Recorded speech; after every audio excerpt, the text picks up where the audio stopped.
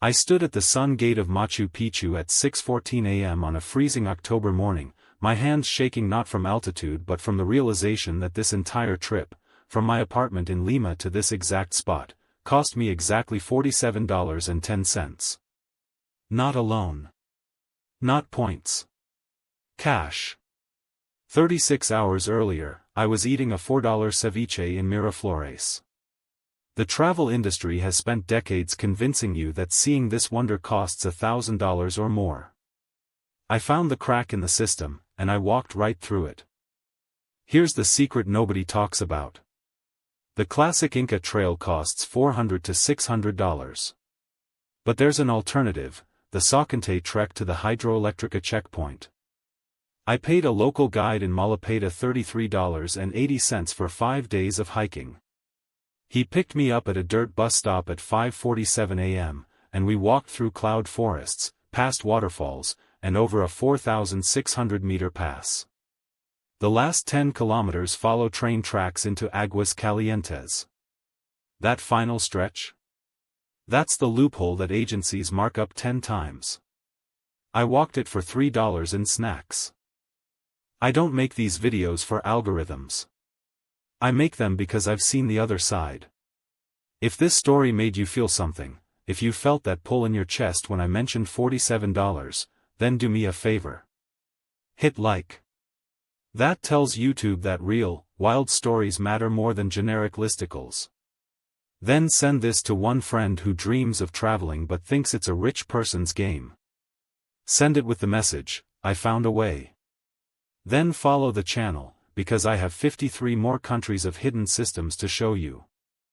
The bus company charges tourists $12 each way for the 20-minute zigzag road from Aguas Calientes to the entrance. That's a trap. I left my hostel at 3:53 a.m., no phone light, just the moon reflecting off the Urubamba River. There's a trail of stone stairs called the Old Service Road.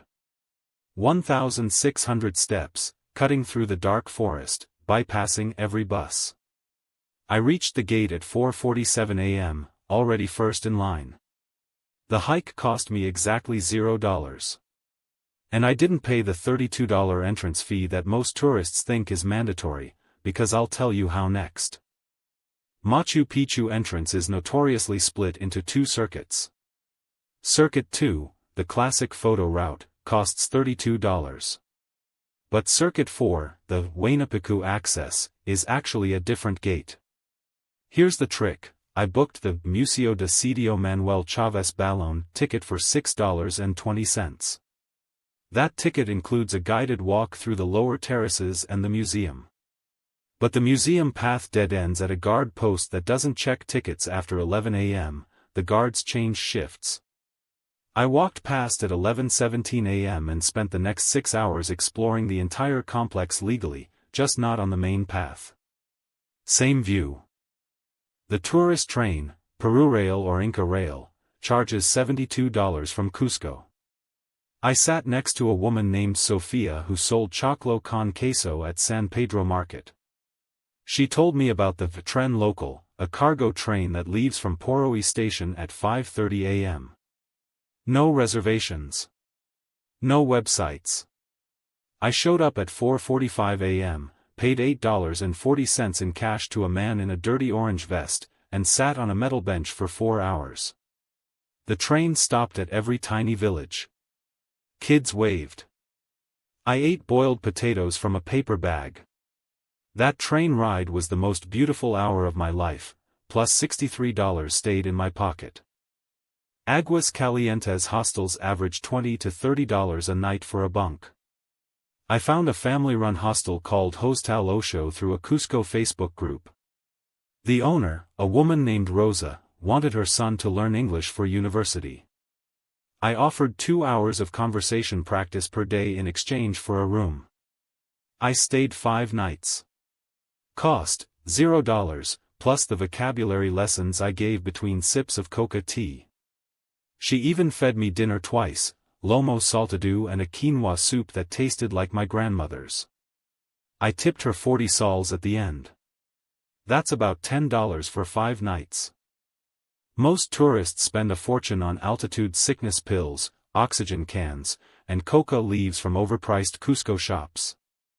I know because I was one of them on my first trip in 2019, wasted $220 on stuff I barely used.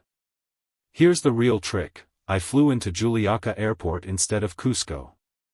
Juliaca is at 3,825 meters, higher than Cusco. I spent one night there, walking slowly, drinking water with lemon, and eating a simple meal of rice and chicken. Then I took a 4-hour collector car to Cusco for $3. By the time I reached Machu Picchu, my body was already acclimated. No pills needed. Getting to Peru is half the battle. I booked a flight from Miami to Lima on September 12, 2022, for $169. How? I used the multi-city hack on a little-known airline called JetSmart, but not through their website. I searched on Google Flights for separate legs, Miami to Panama City, then Panama City to Lima on a low-cost carrier called Wingo. The layover in Panama was 11 hours. I slept in the airport on a bench near Gate 19, quietest corner. The total for both legs was $169.30. The return cost $210. That's under $400 round trip. I ate like a king and spent $2.30 per day. In Cusco, I bought a bag of potatoes, 2 eggs, and a handful of quinoa from San Pedro Market for $1. I cooked dinner in the hostel kitchen using leftover spices from previous guests. Lunch was always a menu del dia, 3 courses, soup, main, and a tiny dessert, for around 80 cents at a local eatery on Calle Suicia. Breakfast was papaya and oats I carried from Lima. I never touched a tourist restaurant. The only splurge? A cup of coca tea for 15 cents at a market stall every morning. On my last morning, I hiked back up to the Sun Gate before dawn. There was nobody else. The mist hid the entire valley below, and for 10 minutes I stood there, listening to the wind and the distant roar of the Urubamba River. At 5:47 a.m., the sun broke over the eastern ridge and lit the citadel in gold. I wasn't thinking about the $47. I wasn't thinking about any hack. I just stood there, realizing that I had unlocked a life that most people believe is impossible. I had spent less than a dinner for 2 in New York, and I owned a moment like that forever. That $47 trip wasn't a one-off trick. It was proof that the system is broken in our favor if we know where to push. Since then, I've reverse-engineered every country I've visited, all 54 of them, and my monthly budget has never exceeded $1,800. I've slept on rooftops in Cairo, eaten street food in Bangkok for 20 cents, and crossed borders overland in Africa for less than the cost of a Netflix subscription. I'm not rich. I just refuse to play the game by their rules.